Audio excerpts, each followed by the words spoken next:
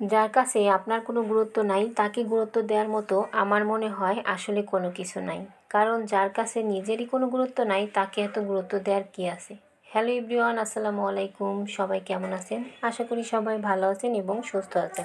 আজ কয়েকদিন যাবৎ শীত কিন্তু ভালোই পড়ছে, তো সকাল সকাল ঘুম থেকে উঠেই চলে আসলাম আপনাদের সঙ্গে একটা মিনি ব্লগ শেয়ার করার জন্য। তো সকালবেলা ঘুম থেকে ওঠার পর এই যে মেয়েদের যে কাজ সেটা হচ্ছে ঘর গোছানো।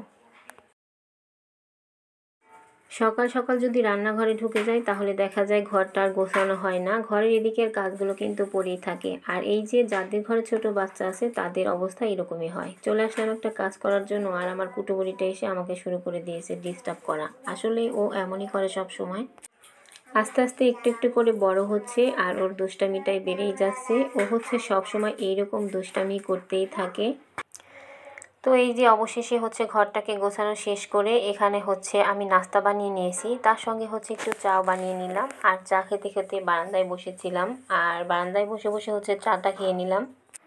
শীতের মধ্যে চা খেতে কিন্তু বেশ ভালোই লাগে। তো চা খাওয়াটা শেষ করে এদিকে আবার বাজার নিয়ে এসেছিলো, সেগুলো গুছিয়ে নিলাম। আর এখানে হচ্ছে গরুর মাংস নিয়ে এসেছিলো, সেটাও কেটে ধুয়ে নিয়েছি। আর আজকে হচ্ছে আমি এই তো গরুর মাংস হাতে মেখে তারপর কিছুক্ষণ রেখে দিয়ে রান্না করব। আসলে এক এক অঞ্চলের রান্না এক এক রকম, সেটা ভেবেই হচ্ছে এক এক দিন এক এক রকম করে রান্না করি। তো বেশিরভাগ হচ্ছে আমি মাংসটা কষিয়ে রান্না করি। আর আজকে মনে হলো যে একটু হাতে মেখে রেখে দিয়ে একটু অন্যভাবে রান্না করি। যেহেতু শীতের দিন, এখন কিন্তু টমেটো উঠে গেছে, আর টমেটো দিয়ে গরুর মাংস রান্না করতে কিন্তু ভীষণ মজার। তো এখানে আমি হচ্ছে পরিমাণ মতো সব মশলাগুলো দিয়ে দিলাম। আর এখন এই তো এখানে এই যে হাতে একটু মেখে নিতেছি। সব মশলাগুলো দিয়ে দিয়েছি, কিন্তু এর মধ্যে কিন্তু আমি একদমই তেল দিই নাই। কারণ হচ্ছে তেলটা চুলাতে গরম করে কষিয়ে তারপর রান্না করব। আর এই তো এখানে হচ্ছে হাতে একটু মেখে মাখানো কিন্তু হয়ে গেছে। আর এখন ঢাকনা দিয়ে কিছুক্ষণ ঢেকে রেখে দেবো। আর গরুর মাংসগুলো আজকে আমি একটু বড় বড় সাইজ করে নিয়েছিলাম। আর এই বড় সাইজের করে গরুর মাংস রান্না করলে বেশি ভালো লাগে, মনে হয় যেন অনুষ্ঠান বাড়ির মাংস। বাসায় রান্না করা একদমই বোঝাই যায় না। আর এই তো তেলটা দিয়ে দিয়েছি প্যানের মধ্যে।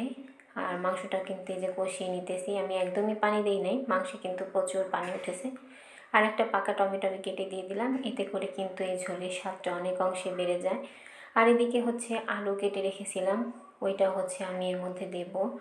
আর কিছুক্ষণ কষিয়ে নেই, যেহেতু মাংসগুলো অনেক ফ্রেশ ছিল, মানে সলিড মাংসের মতো, সেজন্য হচ্ছে এখানে আলুটাও দিয়ে কষিয়ে নিতেছি।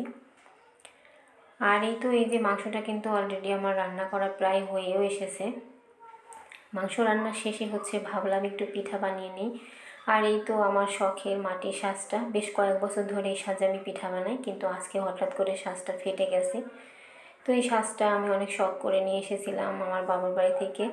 তো এটা ফেটে গেছে। এই সাজটা হচ্ছে আমার চুলাতে ভীষণ সুন্দরভাবে ফিট হয়, পিঠাগুলো খুব সুন্দর করে বানানো যায়। আর এই তো এখানে হচ্ছে পিঠা বানিয়ে নিতেছি।